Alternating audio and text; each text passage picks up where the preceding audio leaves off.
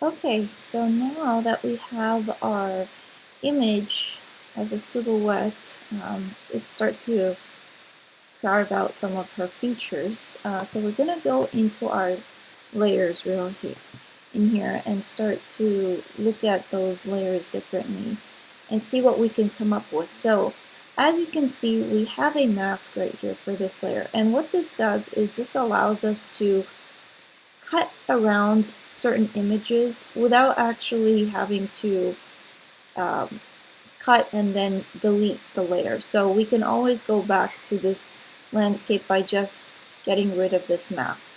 Okay, so you notice that the mask is actually black and then the model is cut out as a white shape out of it. So that's something important we want to keep into our understanding of how this mask is constructed. So it's the shape of the model with the landscape.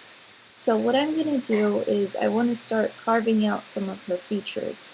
So to do that, I will go into this mask area right here. And notice that if I start, and notice that this is the white selection tool that I have on, so I have this on white. It's not really doing much to my mask. Why? Because my mask is in white. In order for me to start chipping away at her features, I'd have to convert my paintbrush to black. So now I want to make sure that my opacity is high, not too much though, and I want to make sure I'm using a brush that's fairly big and has soft edges. So now I can start to see some of her features come out like so. And I don't want to go too hard because I want to make sure that she still blends into the landscape seamlessly, like so. Okay. Just painting away certain features of the mask so that we can see the face very slightly. And maybe parts of her neck can show as well. Like that. And if you zoom in, you'll see that there's still some kind of a transparency, which I do like from the background on her forehead, certain areas of her face.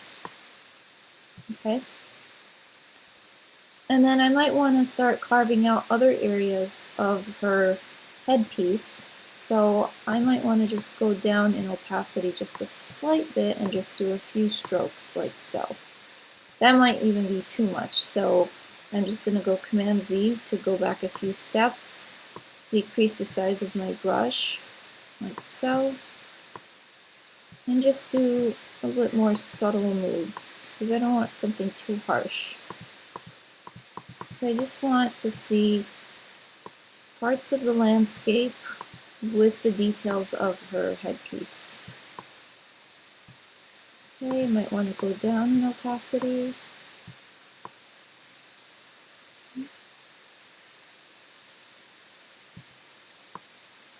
Alright. So this is looking good. I kind of like where this is going. Might do some more detailing over here just so that we can see the back part of her headpiece, like so. Okay.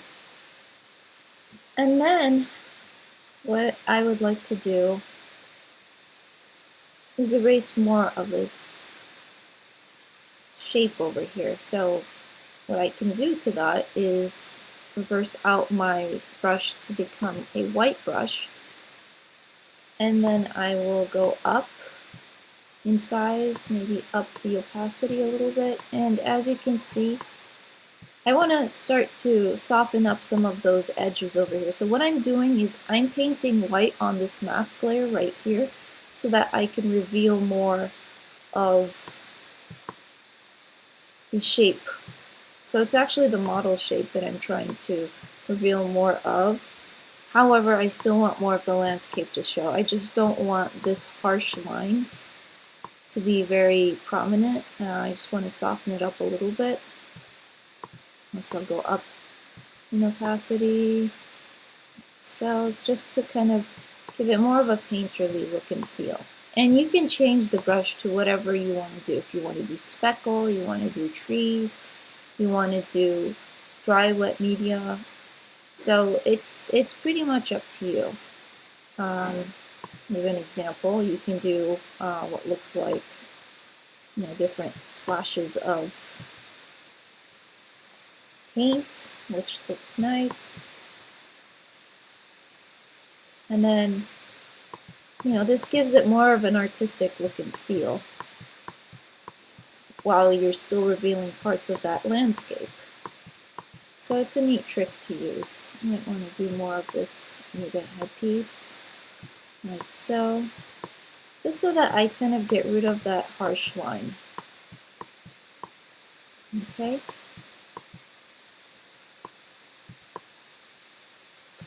So that pretty much sums up how much I want from the landscape to show, and I probably want to do maybe a little bit more here, just a tiny bit here, just to give it more of a splash look.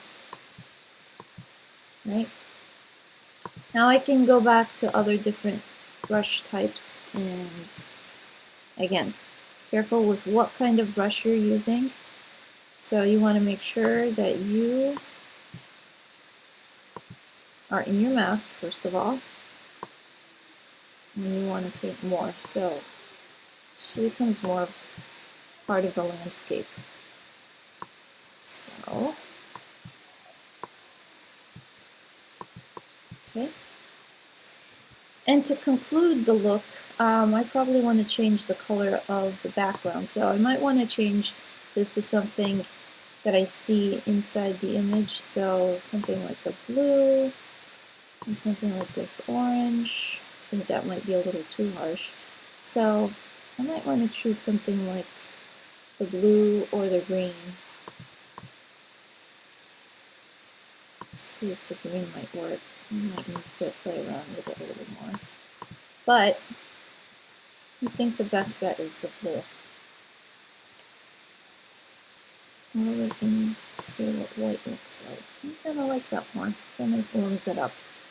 So this is the idea of a double exposure layer that you see with a lot of editorial models and images on magazines.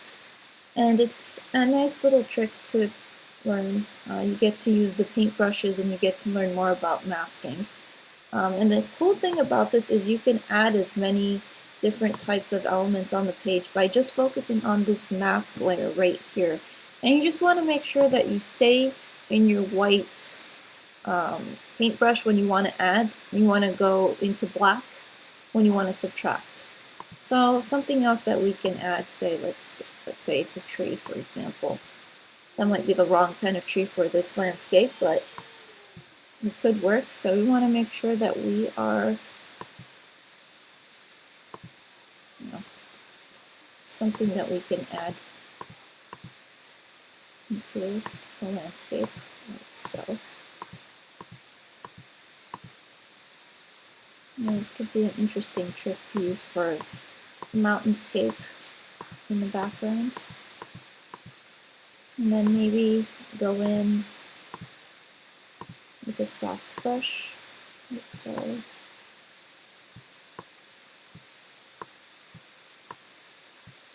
Some ideas like that. And that's it. This is the double exposure mask. I hope you've enjoyed it, and I will be talking about your assignment in the next video.